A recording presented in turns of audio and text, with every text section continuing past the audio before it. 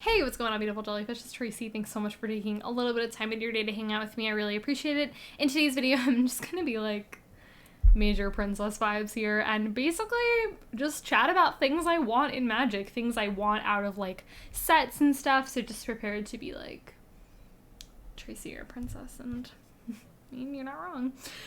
Okay, so let's just like chat. Let's just dive into it. I have 8 things on this list. I just really thought of everything. I might do a second part if there's future things that I feel like, but for right now, this is basically what I threw on here. Okay, the first thing I want. I want Battle Bond 2. Okay, let me just say, I feel like Battle Bond was just one of the best sets in my opinion.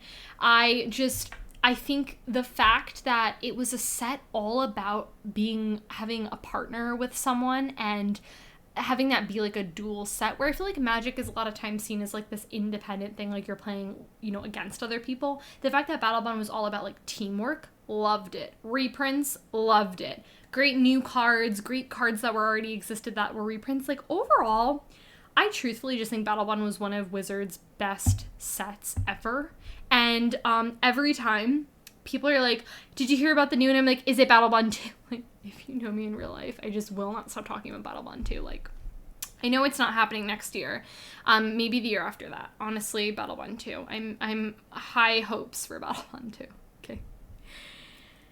Number 2 is I want princesses. I want to build a princess deck. I want that as an archetype. I just want princesses. Okay?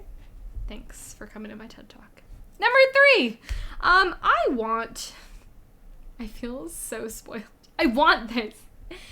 I think it would be so cool to have Commander staples and foils. This list was actually I created this list before Commander Legends. Like, we knew what was happening in Commander Legends. So a lot of this stuff, like, I think we are getting a lot more of that, but just like, yeah, more commander cards that I feel like you only see them in the commander deck, so you don't get them in foil and you don't get them in variants. And I think Commander Legends has been a great start. So I think definitely I would say, is this point still applicable? I like want them to keep doing more of that. I would say more commander staples that are in foil. Thank you. Okay. It's about to get real. You may have thought it was real before, but it's not. Number 4. Reserve list. Ugh. I get it, but I'm also upset about it. Like, can we have both? Because that's how I feel about the reserve list. I feel like I want dual lands. That's basically what I'm trying to say. But the accessibility of dual lands is ridiculous. And I think that's one reason why Legacy is just not really a thing. Like, in the sense of, like, at competitive events, like, you don't see a lot of, like, Legacy, like, GPs and things. Because it is so inaccessible. Like, dual lands are just so inaccessible. They're ridiculously overpriced. And also, too, like, here's the thing is if, like, so many people decided to get into Legacy, like, there's literally only so many dual lands in the game, like, because they're on their reserve list. And that's just really frustrating to me. So, I don't know what the answer to fix dual lands is, because they can't go back on the word of the reserve list. I've thought about even doing a video on the reserve list. I might even have ideas jotted down on here. I don't remember if I have or not in my notebook. But yeah, I really want to get myself dual lands. I think that would be really great for my commander decks, but accessibility with getting them, I don't think it's going to really happen. So, yeah.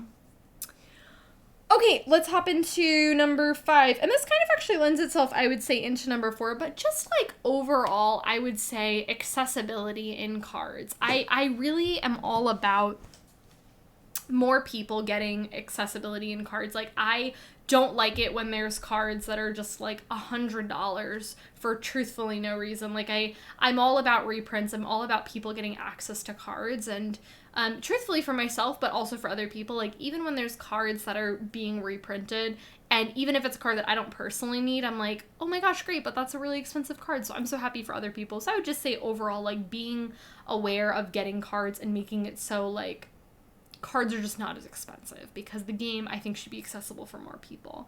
And, yeah. Okay. Number 6. Also, I realized I'm really bad at math, and for some reason I went from 6 to 8. I don't even know why I did that. I have 7 things, lol. Okay, number 6 is Lorwyn. Okay. If you've been an OG, you know that Lorwyn is can I say my favorite set? I don't know. It's like on my top 5.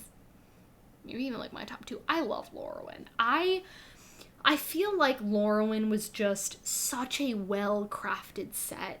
And you have the Lorwyn 5, and just overall, Lorwyn has my heart. And honestly, I am tired of going back to Zendikar. I don't care about Zendikar. I truthfully, if they were like, we're just gonna burn all cards from Zendikar, I'd be like, okay. We can keep the expeditions, but everything else can go. Seriously, I'm over it. I'm over it. I'm over going back there. If we never went back in 20 years, I would be like, great, let's go to New Plains. Let's go back to Lorwyn, because Lorwyn is amazing. And I know I have a couple of you out there who feel the same way as me. It's just such a great set. I truthfully feel like, I feel like a lot of sets can kind of blur together in a sense, and I feel like you cannot say that about Lorwyn because it is so distinct, and it's just the flavor of that set, the art, the creature types, like, amazing. We love Lorwyn. And the last point of things I want is I want us to go back to those OG masterpieces and expeditions. And basically what I'm talking about is, it was Zendikar, wasn't it? Oh god, Zendikar. The set where what they decided to do is, instead of doing collector boosters, they put these expeditions and masterpieces in the packs, and your chance of opening them was pretty limited. But you had the chance of opening them without getting them. And now they're doing this divide where they're taking all these collector variant cards and putting them in boosters. And to be honest, I can do a video on that if you guys want me to kind of talk about the breakdown between those and pros and cons and whatever about them, if y'all are interested. But basically, I feel like the way that they did that was really good. And I felt like whatever Zendikar set that was when they first introduced expeditions, I felt like was great. I feel like people bought that because of the expeditions. Because it was, again, the chance of you getting that, it was so exciting. Like the excitement in the air. Like, I remember that, like, pre-release event, everyone was just so excited because it was like, are you going to open up an expedition? And then it was like, oh my gosh, and like someone across the room was like, oh my gosh, open up an expedition. Like, it was so cool. Now it's just the separation of that with the collector boosters, I think, has took away a lot of that excitement. And I really, really enjoyed when those masterpieces and expeditions were just slotted into the packs. And I wish they went back to that. Maybe, like, the alternative is that they just do both. I don't know. I don't know. I get why they do collector boosters, because it is for people like me who appreciate extended art, who appreciate these etched cards. I get it. It's not for everyone. But I feel like, wouldn't you be so thrilled to open up that in a pack that was $4? Like, I think that there's something about that where it's like the chance of you doing that, I just think is super fun, especially now with the likelihood of foils going up, which is awesome. So honestly, I really loved the way that they did that, and I wish they went back to that. So that was it. That was it for talking about things that I want out of Magic. I'd really like to hear if you guys agree with any of these things, or things that are on your list that you think Wizards of the Coast should do. So that's it for me.